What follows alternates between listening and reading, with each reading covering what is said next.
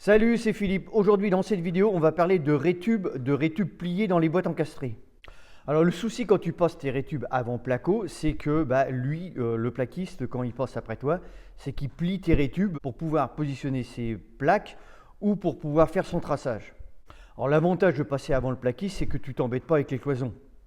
En fait, ton appartement est à nu et là, ça te permet de débourrer tes boîtes et puis de passer tous tes rétubes sans qu'il y ait un obstacle qui puisse te gêner dans le déroulement de tes couronnes.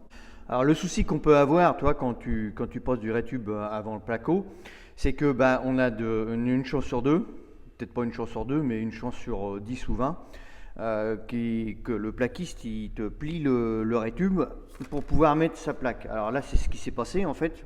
Donc moi, tu vois, au fur et à mesure que le rétube est passé et puis que le plaquiste passe, après moi, je regarde à l'intérieur des boîtes si le rétube n'est pas plié, parce que ça c'est du 10-12, donc c'est du petit, vraiment tout fin. Et là, je me suis aperçu que, tu vois, là il l'avait plié.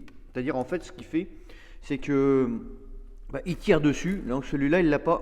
En fait, là tu vois, celui-là il l'a pas fait. Je sais pas pourquoi, il en a fait qu'un. Et là en fait ce qu'il fait, il tire dessus.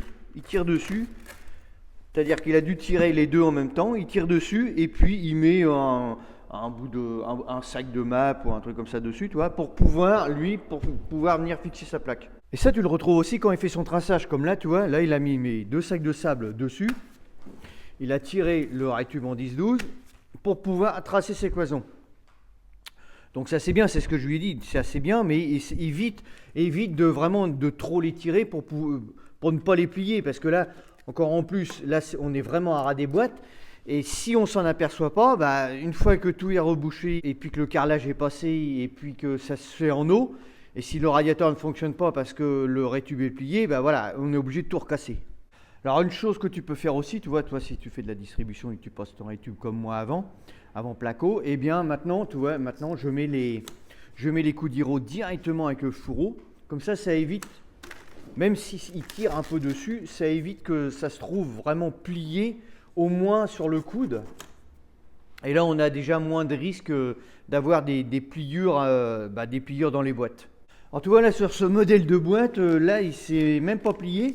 C'est que là, la cloison, lui, il m'a déplacé la cloison, soi-disant qu'il n'avait pas la grandeur pour la chambre. C'est-à-dire que moi, ma vasque et puis mon WC, l'alimentation de mon WC se retrouve directement dans la chambre. Du coup, voilà, maintenant je vais être obligé de recasser la boîte pour pouvoir ramener mes rétubes à l'intérieur de la salle de bain.